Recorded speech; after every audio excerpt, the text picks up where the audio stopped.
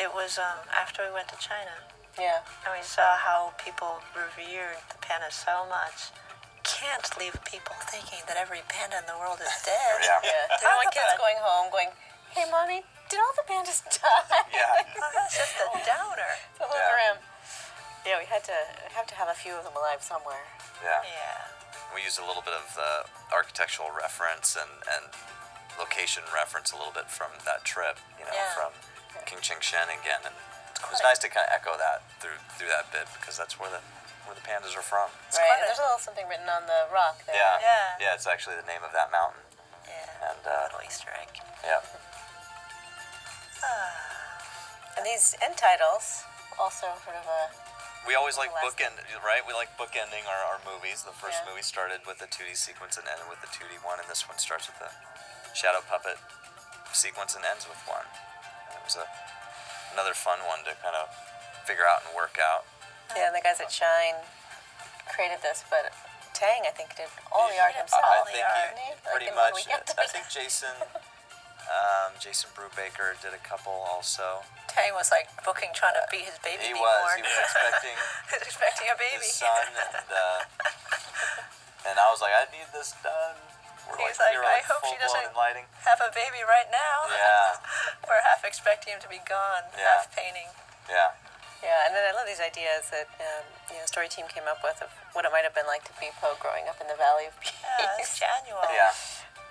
Januel, who was one of the board guys, came up with a lot of these scenarios, and he came up with quite a few, and that inspired Tang to go and Yeah. make a lot of these images. And the legend of how Poe got, to Mr. Ping's back door. I love that whole little bit of traveling, during the voice acting credits. Yeah. And you never know what really happened. No. Yeah. Yeah. Who knows? Maybe it did involve a volcano, I, but I think so. Surely. I believe it. I There's do, eating the bamboo furniture, which was imported. I Yes. do like Yeah. seeing little bits and pieces of that. Ability too. That's very cool. Little Poe. Yeah, we have long credits, don't we? We do. We do. We have a lot We of have, people making these movies. Try to make it look pretty, though, so people will sit through and watch all the credits. Yeah, and give the crew something to kind of Yeah. look at while they're looking for their name or whatever. And this Yeah. was all done finally, I think, at the very, very 11th hour. The Yeah. last pass of this came in right under the wire. Credits are always the last thing, because otherwise, you might Right. miss somebody. I didn't help them either by, every transition is actually an animating one, so it's not like you can really find a clean cut point to redo things. So when they were re-rendering, there's only 3 cuts to the whole thing. And so when anything had to be changed, they re-rendered basically a third of this thing. And one of the things we decided to do during the mix, obviously, right at the end of the movie, was adding this song or this remix by Junkie XL. Yeah.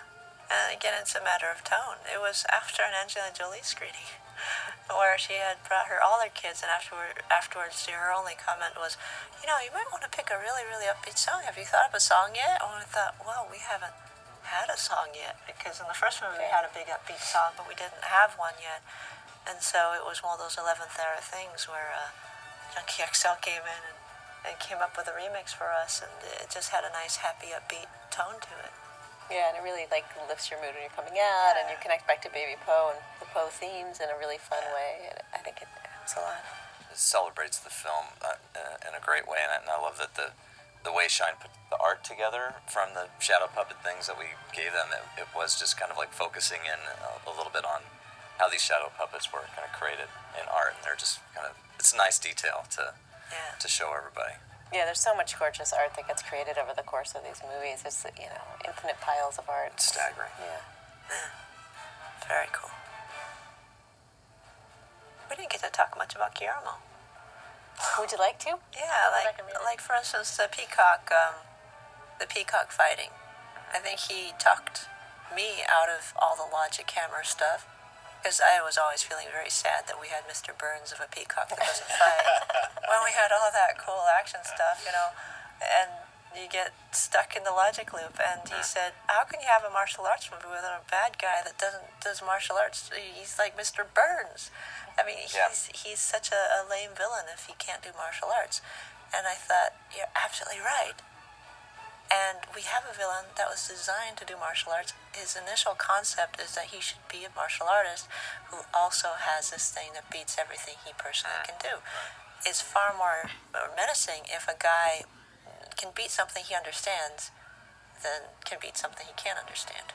Yeah. Guillermo came in, about halfway through the movie making process, and it really helped us identify things like that, where we'd maybe talked ourselves out of good ideas. Yeah, and he said, well, why don't you do this? And I was like, well, we had all these logic issues. Like, well, forget that. Like, yes, let's do what's cool. He was a 14-year-old boy in the room who was like rooting for it to be cool all the time. Yeah, and that was such a breath of fresh air. And he just was like always looking for what's cool. And I thought, that's brilliant. Yeah, it's so valuable to have just a fresh pair of eyes and such a big-hearted person come in and really kind of. Yeah, and often it just brought back what the movie was trying to be. I mean, that's the thing that he was really good at. He didn't assert himself on the movie. He was just very good at seeing what the movie was asking for.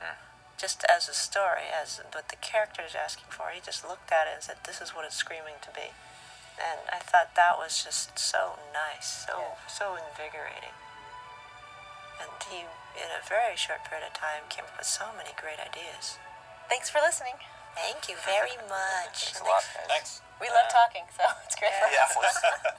Hang out. Bye. Bye.